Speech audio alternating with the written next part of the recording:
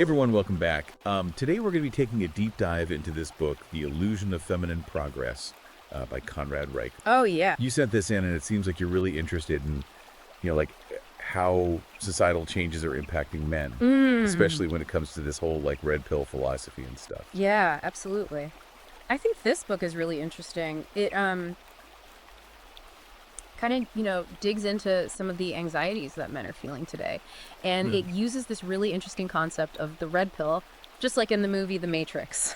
Oh, right. That whole red pill, blue pill choice. And Riker uses that as this kind of metaphor for like waking up to the realities of like gender dynamics and societal structure. Yeah, and I'm guessing that for a lot of the men who connect with the red pill idea, it's a lot about seeing how traditional masculinity seems to be maybe declining and how that's impacting their lives. Exactly. And I think Riker argues that society has become increasingly feminized. And he uses some really interesting examples to illustrate this point. Like, remember Fred Flintstone? Oh, yeah. The classic, working class dad. Yeah. And he compares him to male characters in shows like The Big Bang Theory. And he argues that the media often shows men as incompetent or even villainous these days. Okay, so how does this tie into this masculinity crisis that Riker talks about? Well, he suggests that men are struggling with their identity because those traditional roles that they used to have, like provider, protector, those things are being eroded. Right. And he even tells the story of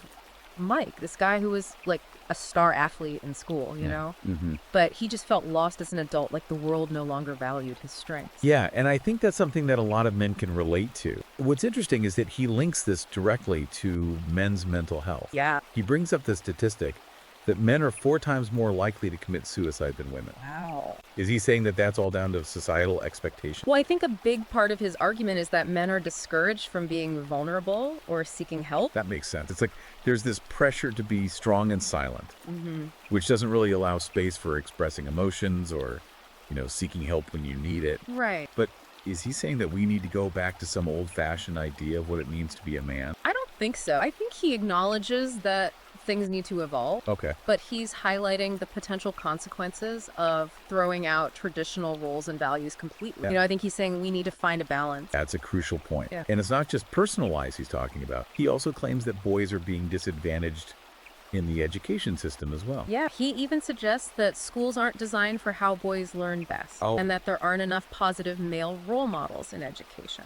He talks about this boy who thrived after switching to a single-sex school. Yeah. That's a pretty radical solution, isn't it? I mean, could that even work for everyone? That's a big question.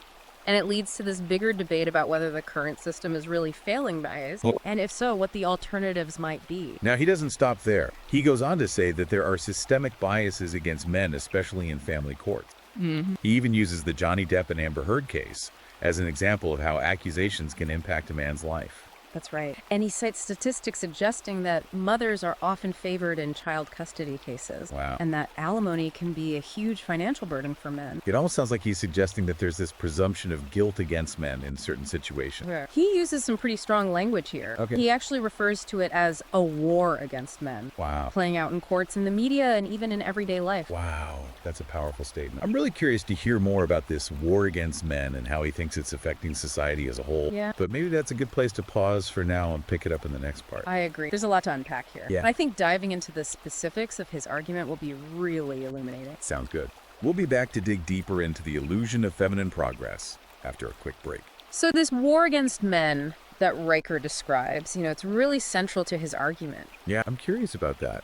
How does he actually define this war? This is a pretty provocative term. Well, he points to this idea of a victim narrative that's become really prominent. Okay. And he says it often overlooks men's struggle. He even uses the #MeToo movement as an example. Okay. While he acknowledges its importance, Yeah. he questions whether it sometimes goes too far and silences men. I see where he's coming from. It's like he's saying we need to be careful not to shut down men's perspective, even as we're trying to address legitimate concerns about harassment and abuse. Exactly. Okay. And he's not saying that we should dismiss women's experiences at all. Right. But he is urging us to consider that maybe there are multiple victims in some situations, and that men's pain is often ignored. I'm starting to see how he links all of this back to the mental health crisis we were talking about earlier. Exactly. He argues that this dismissal, combined with societal expectations that men should just be strong and silent, contributes to the higher suicide rates among men. That's a pretty sobering thought. It makes you realize how much these unspoken expectations can really weigh on people. Yeah, and he goes even further. Yeah. He talks about the fatherless epidemic and how growing up without fathers is affecting society, especially boys. What's his take on that? He connects fatherlessness to issues like crime, poverty, and even problems in education. He's a big advocate for fathers being more involved in their children's lives. You know, when you lay it all out like that, Yeah. it's pretty clear how he connects all these different pieces, you know, from individual struggles to societal trends. But so far, we've mostly focused on the problems. Does he offer any solutions? He does. He actually spends a good chunk of the book exploring what he calls the reclaiming of masculinity. Okay. I'm interested. What does that look like? Well, he talks about the importance of positive male role models, Okay. both historical figures like Theodore Roosevelt and modern day figures like Jordan Peterson. Those are some pretty diverse examples. Yeah, and it seems like he's saying that men need to step up and become leaders, mentors, and role models for the next generation. That makes sense. Yeah. But what about those broader societal trends he was talking about? Does he address those?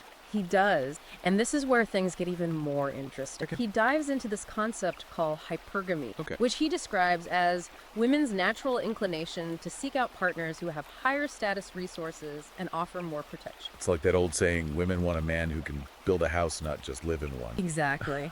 And he even uses the Flintstones as an example, Wow. pointing out how Wilma is always pushing Fred to be more successful. So is he saying this is all women's fault? No, not quite. He argues that this drive is natural for women, Okay. but that it's been amplified by the feminist movement, which encourages women to focus on their careers and financial independence. I can see how that could create tension if men are feeling like their traditional roles are being undermined while also facing pressure to achieve more than ever before. It's exactly the conflict he highlights. Right. He suggests that this is leading to unhappiness for both men and women. Okay. Women are always striving for more, never feeling content, and men are feeling inadequate and resentful because they can't keep up. Wow, that's quite a cycle. But where does this leave us? What does Riker propose we do about all this? That's a good question, and it's something we'll delve into further in the next part. Okay. He doesn't offer simple solutions, but he does lay out a path for men to navigate this new landscape and reclaim their masculinity in a way that works for them. Sounds like we've got a lot more to cover. We'll be right back after a quick break to explore the solutions Riker proposes in The Illusion of Feminine Progress. All right, so we're back, and we're ready to unpack this final part of The Illusion of Feminine Progress. We've talked about, you know, the problems that Riker lays out. Right. This war against men and the challenges to traditional masculinity. Yeah. Now let's get into what he actually suggests men can do about it. Well, he calls it reclaiming masculinity, but it's not about, like, you know, going back to the old ways or anything like that. It's more nuanced than that. I think what he's saying is men need to understand the forces that are at play and then consciously choose how they want to define themselves. So it's not about fitting into this predefined box, Right. but about kind of actively creating a new definition. Exactly. And he talks about this thing called the sexual marketplace. Okay. And it's basically this idea that dating and relationships are kind of like a market Okay. where men and women are competing for partners. Okay. And he argues that, you know, it's become harder for men to navigate this because of this double standard where they're expected to be strong, but also sensitive, assertive, but not aggressive. It's like they're damned if they do and damned if they don't. Exactly. And he suggests that this confusion is causing a lot of men to just withdraw from relationships completely. Right. He even touches on social media and how that's making things even more complicated Oh, yeah. by presenting these unrealistic ideals. I can see that. It's like everyone's trying to present this perfect version of themselves online, and it's hard to know what's real anymore. Yeah, and it's not just relationships either. He applies this idea of shifting landscape to the workplace too. Okay. Riker argues that many workplaces have become kind of feminized Okay. with policies that actually disadvantage men, even if unintentionally. Okay. So how does he back that up? Well, he points to things like flexible work arrangements and diversity quotas. Okay. And he says, you know,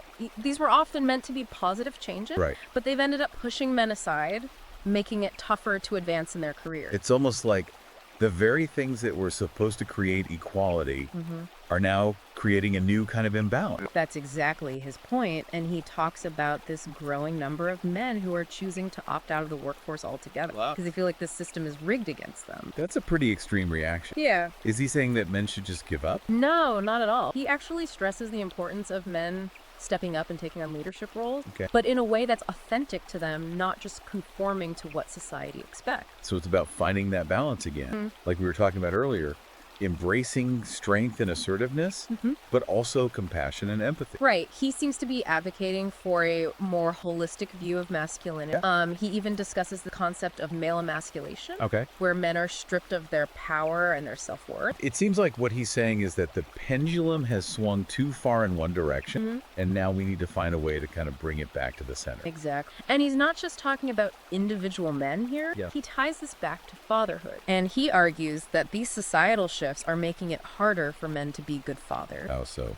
Well, he points to things like high divorce rates, single motherhood, and bias against fathers in family courts. Okay. And he's basically saying it's creating a generation of fatherless children, which leads to all sorts of problems for society. So what's the answer? How do we fix this? Well, he advocates for reforming the family court system to make it more fair for fathers and encouraging shared parenting. He also emphasizes the need for positive male role models, not just in families, but in society as a whole. It's interesting that he links all these seemingly disparate issues, from sitcom dads to family courts to the way men are portrayed in the media, and ties them all back to this core idea of redefining masculinity. Yeah, it's a pretty ambitious argument for sure, but it definitely gives you a lot to think about. Absolutely. So for our listeners who are, diving into this topic, where do they go from here? Well, reading The Illusion of Feminine Progress is a great start. Riker offers a lot of food for thought. Yeah. And it's sure to spark some interesting conversation. You can find it on Amazon Kindle and Google Play Books. Awesome. Well, thanks for joining us on this deep dive. Yeah, thanks for having me. It's been a really fascinating conversation, and we hope you've come away with some new insights into this complex and ever-evolving topic.